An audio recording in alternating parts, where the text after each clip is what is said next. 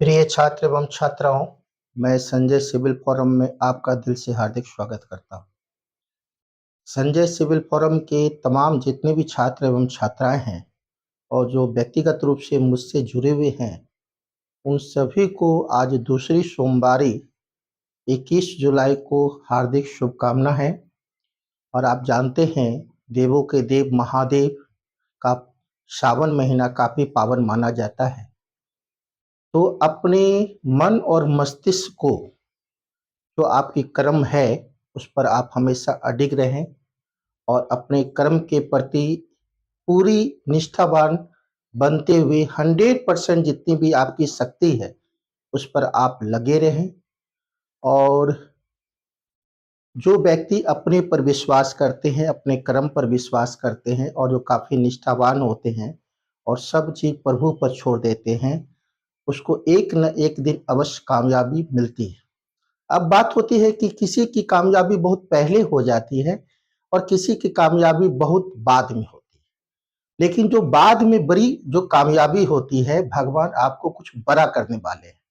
तो आप विश्वास कीजिए कि भगवान आपके लिए कुछ बड़ा सोचे हैं। आप अपने माथा को विचलित नहीं कीजिए और अपने कर्म भूमि पर लगे रहिए, क्योंकि कृष्ण भी कहते हैं कि कर्म ही प्रधान है। तो निश्चित तौर पर मैं आज दूसरी सोमवारी को मैं फिर से आपको हार्दिक शुभकामना देता हूं। आप वीडियो से परिचित हैं, बार बार वीडियो को देख रहे हैं और अपने कर्म भूमि पर लगे हुए हैं। जैसा कि आप जानते हैं, मैं वीडियो दिया था, 2 दिन से वीडियो नहीं दिया था। तो मैं पढ़ा रहा था गुप्त काल, है ना? क्या पढ़ा रहा था? गुप्त काल।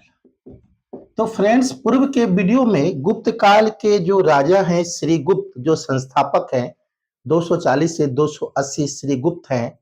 और श्री गुप्त का लड़का घटोत्कच है 280 से 319 एडी ईस्वी।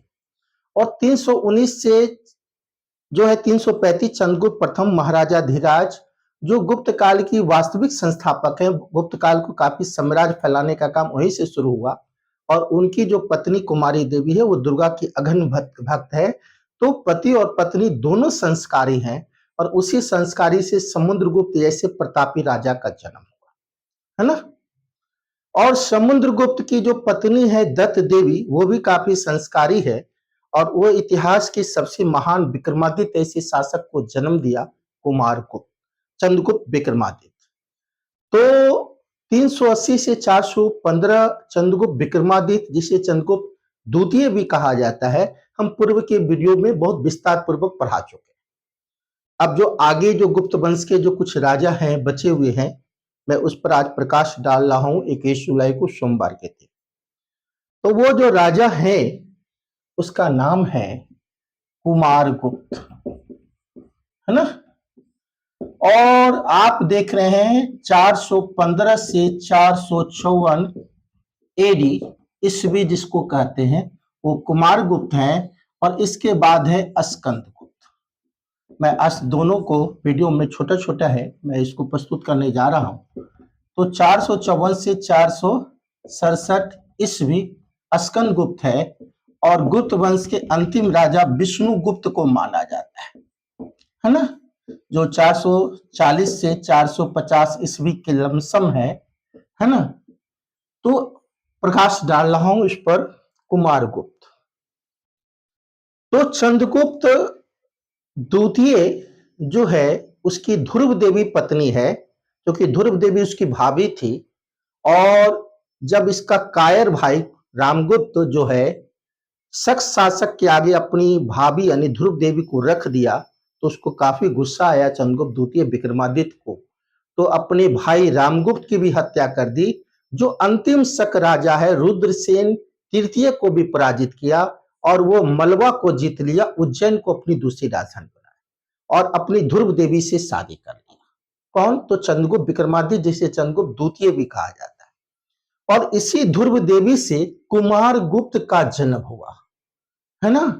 तो कुमारगुप्त को महेंद्रादित्य भी कहा जाता है, कुमारगुप्त को महाराजा धीराज भी कहा जाता है, कुमारगुप्त को परम भट्टारक भी कहा जाता है। तो कुमारगुप्त किससे जन्म लिए? ध्रुव देवी से जन्म लिए, है ना? और इसका एक भाई था जिसका नाम है गोविंद गुप्त। ये छोटा भाई है जो बैसाड, जो अभी वैशाली है बिहार में, वहां पर उसके उपराजा थे, है ना। तो गोविंद गुप्त कहाँ के उपराजा हैं? तो बैसाड के हैं, जो कुमार गुप्त का भाई है। गुप्त शासन काल में जितने भी राजा हुए, सबसे ज्यादा अभिलेख कुमार गुप्त ने ही जारी की, और सबसे ज्यादा सिक्का भी कुमार गुप्त के द्वारा ही जारी किए गए ना। तो कुमार गुप्त के जो सिक्के हैं राजस्थान के भरतपुर के बयाना में प्राप्त हुए हैं बड़ी संख्या में, और उसमें अधिकांश तक का जो सिक्का है उसमें मयूर के चित्र हैं। और मयूर किसका वाहक है? कार्तिक का। तो निश्चित तौर पर कुमार गुप्त कार्तिक के पुजारी हैं, है ना। आज कार्तिक भी आप ही जाने भगवान शिव के पुत्र हैं। तो कुमार गुप्त के लगभग 18 अभिलेख हैं, और कुमार गुप्त के जो कुछ प्रमुख अभिलेख हैं, जिसका पहला अभिलेख कुमार गुप्त का प्राप्त हुआ है वो जो है बिलसर अभिलेख है। कौन अभिलेख है? बिलसर अभिलेख। और यह अभिलेख यूपी के एटा जिले में पड़ता है। बिलसर अभिलेख जो कुमार गुप्त के द्वारा जारी किए गए पहला अभिलेख माना जाता है, और इसी बिलसर अभिलेख से गुप्त वंश के जितने भी वंशावली उसका भी पता लगता है। और बिलसर अभिलेख में जो ध्रुव शर्मा है वो कार्तिक की मंदिर को स्थापित किए हैं इस अभिलेख के माध्यम से। तो बिलसर अभिलेख के बारे में हम बताएं, उत्तर प्रदेश के एटा में है, और ध्रुव शर्मा के द्वारा यह कार्तिक की प्रतिमा को स्थापित किया गया है। और इसी बिलसर अभिलेख से गुप्त वंशावली का भी पता लगता है, जो कुमार गुप्त का पहला अभिलेख माना जाता है और सबसे प्रमुख अभिलेख माना जाता है। इसके बाद कुमार गुप्त का जो सबसे महत्वपूर्ण अभिलेख है वो मंदसौर अभिलेख है। और मंदसौर अभिलेख जो है मध्य प्रदेश में पाया गया है, और इस मंदसौर अभिलेख की रचना वत्स भट्टी के द्वारा की गई है।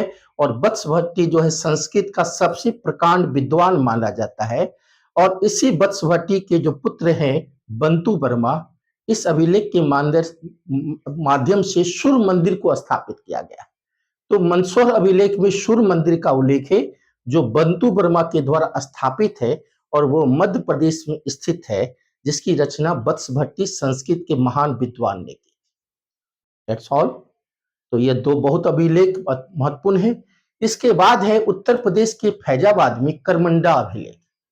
और इस करमंडा अभिलेख में भगवान अभी शिव की पूजा हो रही है, सावन का महीना है, तो इसी में भगवान शिव की प्रतिमा को स्थापित करमंडा अभिलेख में कुमार गुप्त के मंत्री पृथ्वी सेन के द्वारा स्थापित किया गया है। करमंडा अभिलेख उत्तर प्रदेश की फैजाबाद, जिसको अयोध्या कहते हैं, उसमें शिव की प्रतिमा स्थापित है। इसके बाद कुमार गुप्त का जो उदयगिरी अभिलेख है, इसमें जैन तीर्थंकर की प्रतिमा को स्थापित किया गया है, इसके मंत्री शंकर के द्वारा। तो मैं 4 अभिलेख का जो सबसे महत्वपूर्ण अभिलेख है कुमार गुप्त का, उसका जिक्र किया हूं। कुमार गुप्त सबसे ज्यादा सिक्के जारी किए, मयूर शैली के सिक्के जारी किए, और संभवतः नालंदा विश्वविद्यालय की भी स्थापना कुमार गुप्त के द्वारा ही हुई। और कुमार गुप्त के शासनकाल के अंतिम दिनों में मध्य एशिया से हून का आक्रमण हो गया, और उस हून को पराजित करने के लिए अपने पुत्र अस्कन गुप्त को कुमार गुप्त भेजे। अब आइए अस्कन गुप्त। तो अस्कन गुप्त को आप देख रहे हैं 454-467 है, और इसके शासनकाल में मध्य एशिया से हून का आक्रमण हुआ मिहिर कुल के नेतृत्व में, और वो हून को बुरी तरह पराजित की अस्कन गुप्त, जिसका उल्लेख जूनागढ़ अभिलेख में भी है और भीतरी स्तंभ लेख में भी है कि अस्कन गुप्त ने हून को पराजित किया। जो बर्बर जनजाति है मध्य एशिया से आक्रमण किए थे गुप्त काल में, अस्कन गुप्त के शासन काल में। उसके बाद गुप्त वंश का पतन भी हो गया, है ना। और यह जो अस्कन गुप्त है वो विष्णु का बहुत बड़ा पुजारी है।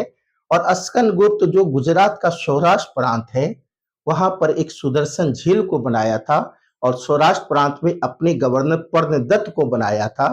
और यही पर्णदत्त का लड़का चक्रपालिक इस सुदर्शन झील के किनारे एक विष्णु की प्रतिमा को स्थापित किया था, है ना। तो अस्कन गुप्त विष्णु का उपासक है, सौराष्ट्र प्रांत में पर्णदत्त को गवर्नर बना रहा है, और उसका लड़का चक्रपालिक विष्णु को स्थापित कर रहा है, भगवान विष्णु, है ना। अब बात हुई कि स्कंदगुप्त के शासन काल में हून का बहुत बड़ा आक्रमण हुआ और यह 2 बार हून को हराया, एक तोरमान के नेतृत्व में, और तोरमान का लड़का मिहिरकुल को भी अब पराजित किया स्कंदगुप्त। और इसका उल्लेख जूनागढ़ अभिलेख में है जो गुजरात में है, और दूसरा है भीतरी स्तंभलेख जो यूपी के गाजीपुर में भीतरी स्तंभलेख पड़ता है ना। इसके बाद यह जैन तीर्थंकर की भी मूर्ति को स्थापित किए थे स्कंदगुप्त, जिसका उल्लेख कहोम लेख में पता लगता है। अब बात हुई कि हून के आक्रमण के साथ जो हुआ उसमें पूरा रूप से गुप्त वंश पतन की कगार पर पहुंच गए और स्कंदगुप्त तक प्रतापी राजा माना जाता है गुप्त काल में। और गुप्त काल के जो सबसे अंतिम राजा हैं फ्रेंड्स, उसको विष्णुगुप्त को माना जाता है ना। तो हम आज इस पर प्रकाश डाले हैं। गुप्त वंश के जितने भी राजा थे संभवतः हम सभी वीडियो में बहुत ही विस्तार पूर्वक हम रख चुके हैं। अब गुप्त वंश अभी समाप्त नहीं हुई है, चूंकि गुप्त वंश काफी बड़ी है। तो गुप्त वंश की प्रशासनिक स्थिति, सामाजिक, आर्थिक, कला और संस्कृति, गुप्त काल को स्वर्ण काल भी कहा जाता है। हम सब वीडियो में विस्तार पूर्वक हर एक बिंदु को कॉन्सेप्ट के साथ और यूपीएससी को ध्यान में रखते हुए, अगर आप बड़ी सी बड़ी तैयारी को कर लेते हैं, मेंस की तैयारी को कर लेते हैं, पूरा कॉन्सेप्ट के साथ हर बिंदु को पढ़ लेते हैं, तो सफलता तो हम निश्चित कहते हैं कि आपको एक बड़ी मिलेगी। और ऐसा ही करना चाहिए, आपको कॉन्सेप्ट को क्लियर करते हुए घर में भी पढ़ना चाहिए, हर बिंदु को एकदम समझ के पढ़ना चाहिए, है ना। रटना कुछ भी नहीं, समाधान नहीं है। तो मैं निश्चित तौर पर आज मैं कुमारगुप्त स्कंदगुप्त को बताया हूं। आज सोमवारी के दिन और फिर पुनः दूसरी सोमवारी को हम अपने छात्र और छात्राएं को और हमसे जो लोग जुड़े हुए हैं उनको भगवान भोले से मैं बराबर प्रार्थना करता हूं कि वो जो उनके मन और दिल में अपनी कर्म भूमि पर लगाए हुए हैं उसको कामयाब दे। और इसी के साथ अपनी वाणी को और वीडियो को विराम देता हूं। धन्यवाद।